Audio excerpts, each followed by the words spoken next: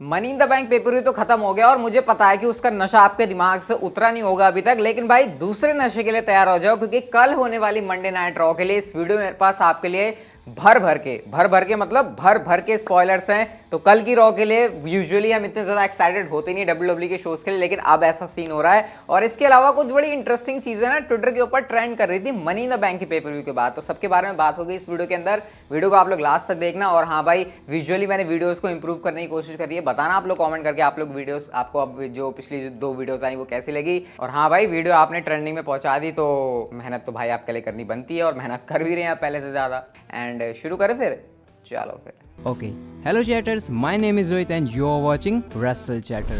सबसे पहले उसी चीज के बारे में बात करते हैं जो कि ट्विटर के ऊपर ट्रेंड कर रही थी। एंड ट्विटर के ऊपर ट्रेंड कर रहा था गेट अ DUI। अब DUI किसके लिए आपको पता है यूज हो रहा होगा? जिमी ऊसो के लिए। जिस तरीके से ऊसोज ने चैंपियनशिप्स को जीता, बहुत सारे फैंस ट्विटर के ऊपर इस बात से बहुत ही ज्यादा नाखुश थे कि भाई एक बंदा जो कि DUI के चार्जेस उसके अगेंस्ट पे लगे हुए हैं, कहाँ उसको सस्पेंड होना चाहिए था, कहाँ उसको पनिशमेंट मिलनी चाहिए थी। डब्ल्यूडब्ल्यू इंस्टेड क्या करती है, डब्ल्यूडब्ल्यू उसको थमा देती है स्मैकडाउन की टैग टीम चैंपियनशिप। तो बहुत सारे फैंस का ऐसे आउटरेज सा आ गया था डब्ल्यूडब्ल्यू के लिए, लेकिन खैर फैंस सिर्फ अपना रिएक्शन ही दिखा सकते हैं। उनके कोई रिएक्शन से डब्ल्यूडब्ल्यू का कोई एक्शन नहीं होने वाला।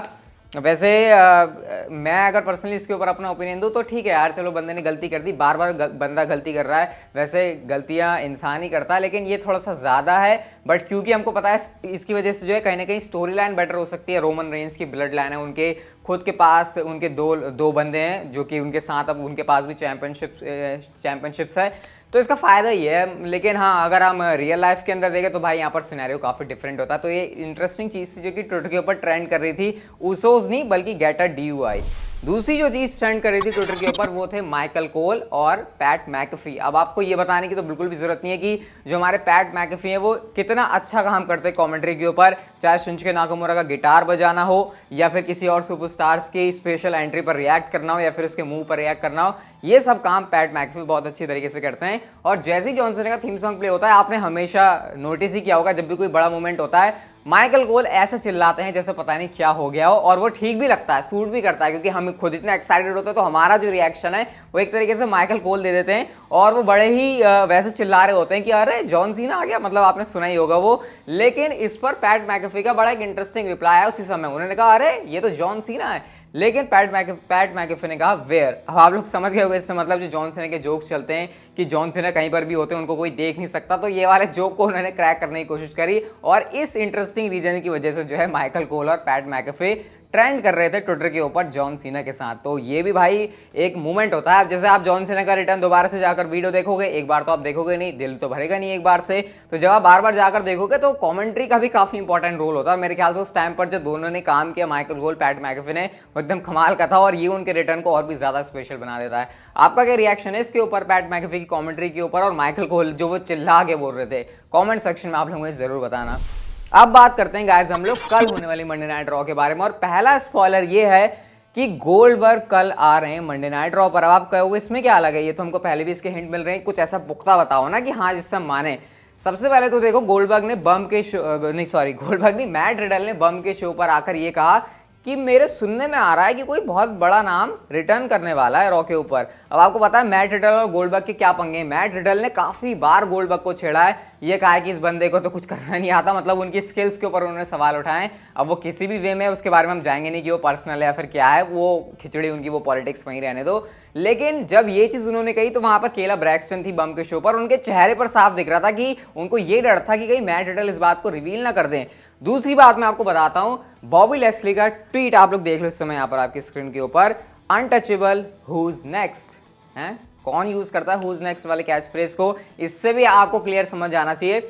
नहीं आ रहा समझ में, और समझा देता हूं। गोल्डबर्ग की ये वाली इंस्टाग्राम की पोस्ट है जहां पर भाई वो अपने आप को वर्कआउट वगैरह कर रहे हैं, अपने डोलर शोलर दिखा रहे हैं, और यहाँ पर उन्होंने डब्ल्यूडब्ल्यू को टैग किया और ये लिखा है सी यू टुमारो। अब मुझे नहीं लगता इससे ज्यादा अब आपको कोई समझाने की जरूरत है, ये मान लो डब्ल्यूडब्ल्यू ने ऑफिशियली अनाउंस नहीं किया है, बाकी हर तरीके से गोल्डबर्ग का रिटर्न टीज हो गया है। तो कल आपको गोल्डबर्ग देखने को मिलेंगे मंडे नाइट रॉ के ऊपर, एंड बहुत ही ऑब्वियस सा है, चैलेंज करेंगे वो बॉबी लैशली को। किस तरीके से करेंगे, क्या स्टोरी लाइन होगी, क्या हर बार की तरह आई एम नेक्स्ट करके गोल्डबर्ग बोल देंगे, या फिर डब्ल्यूडब्ल्यू इस बार कुछ इंप्रूव करने वाली है, कुछ डिफरेंट करने वाले क्राउड के सामने, एटलीस्ट क्राउड के रिस्पेक्ट के लिए, ये देखना काफी इंटरेस्टिंग रहेगा। लेकिन कल की रॉ तो भाई सुबह उठ के देखनी पड़ेगी, इस बात में कोई भी शक नहीं है। तो ये एक बड़ी चीज होने वाली है।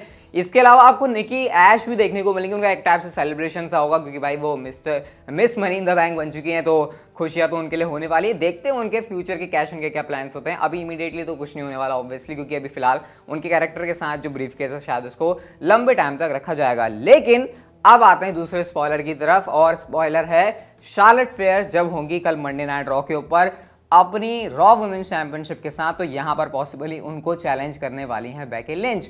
अब मैं आपको बताता हूं बेकी लिंच ने कैसे सारे के सारे फैंस का काट दिया। हुआ क्या कि money in the bank pay per view से ठीक पहले एक पोस्ट आती है बेकी लिंच की उसी एरेना के बाहर जहां पर मनी इन द बैंक हो रही थी, और यहां पर उन्होंने क्या लिखा था, उन्होंने ये लिखा था कि मैं उम्मीद करती हूँ कि कोई भी लैडर मैच का पार्टिसिपेंट उसको रिप्लेस ना हो जाए, मतलब उसकी जगह कोई दूसरा ना आ जाए। आपको याद होगा रॉयल रंबल के अंदर बेकी लिंच एक बार ऐसा कर चुके हैं कि उन्होंने रिप्लेस कर दिया था। तो अगर बेकी लिंच ने ऐसा ट्वीट किया मनी द बैंक से पहले, तो सबको अब लगा था नहीं, अब तो कंफर्म ही हो गया कि बेकी लिंच आ रही हैं। लेकिन ये बेकी लिंच की चाल थी और बेकी लिंच हमको कहीं पर भी नहीं देखने को मिली।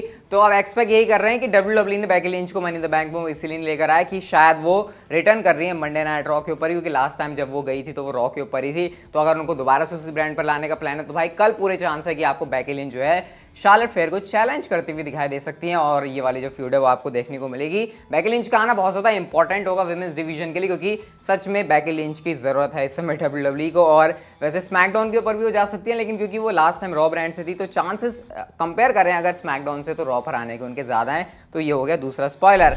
अब बात करते हैं जॉन सीना के बारे में। पिछली वीडियो के अंदर तो मैं आपको बता चुका हूं कि जो जॉन सीना है वो मंडे नाइट रॉ के ऊपर आने वाले हैं। ये भी मैंने आपको बता दिया कि क्यों वो रॉ के ऊपर आ रहे हैं। स्मैकडाउन में अगर उनकी रोमन रेंज की फ्यूड होने वाली है, अगर जानना चाहते हो तो भाई जाकर वीडियो देखना, यहाँ इस समय आई बटन पर वीडियो में दे दूंगा कि क्यों वो रॉ पर आ रहे हैं। लेकिन गाइस रॉ के ऊपर अब आप सोच रहे हो कि WWE उनकी बुकिंग क्या करेगी अगर उनकी फ्यूड रोमन रेंज के साथ है, तो ये तो ऑब्वियस सा है कि रॉ के ऊपर जॉन सीना सबसे पहले तो अपना जो फ्यूचर है उसको एड्रेस करने वाले हैं। एंड आपको हो सकता है जॉन सीना किसी मैच में भी कल मंडे नाइट रॉ के ऊपर देखने को मिल जाए, क्योंकि जॉन सीना हो सकता है किसी और सुपरस्टार को एलिवेट करने के लिए आ रहे हो मंडे नाइट रॉ के ऊपर। सिंपली आप ऐसे सोच सकते हो रॉ के ऊपर कोई भी फ्यूड चल रही है, उस फ्यूड में WWE जॉन सीना को सिर्फ एक मैच के लिए डाल देगी, ताकि उस फ्यूड में जॉन सीना लिंक होके थोड़ा सा फैंस का इंटरेस्ट उस वाली फ्यूड के लिए बढ़ा सकें। अब रॉ के ऊपर कौन सी फ्यूड चल रही है कोई भी आप एक उठा लो, मतलब मैं यहाँ पर ऐसे बोलना नहीं चाहूंगा। और फिर इस तरीके से WWE जॉन सीना का पूरा यूज करेगी रॉ के ऊपर की किक ऑफ तो वो करेंगे मंडे नाइट रॉ को, और उसके बाद हो सकता है लेटर वो हमको मंडे नाइट रॉ पर किसी मैच में भी देखने को मिले। और हाँ ये भी मैं आपको बता देता हूँ कि जॉन सीना रॉ के ऊपर हो सकता है कंसिस्टेंट आए, क्योंकि वो जानने के लिए भाई आपको वो वीडियो ही देखनी पड़ेगी, तो उसको दोबारा से रिपीट करने का कोई फायदा है नहीं। लेकिन डेफिनेटली कल मंडे नाइट रॉ ऐसी होने वाली है जिसको हम बिल्कुल मिस नहीं कर सकते। क्या बोलेंगे जॉन सीना आकर, कैसे वो एड्रेस करेंगे। और हाँ ये सिर्फ एक नाइट के लिए नहीं है, आने वाली नाइट अभी और होने वाली है जॉन सीना की WWE अपीयरेंस के लिए। तो भाई मजे का माहौल है, शोज अब मिस WWE के नहीं कर सकते, और पुराना टाइम ऐसा लग रहा है कि वापस आ चुका है। बाकी कैसे अगर आपको वीडियो अच्छी लगी तो इसे लाइक कर देना, चैनल को सब्सक्राइब करके आप लोग नोटिफिकेशन बेल को ऑन कर सकते हो। And see you guys in my next video.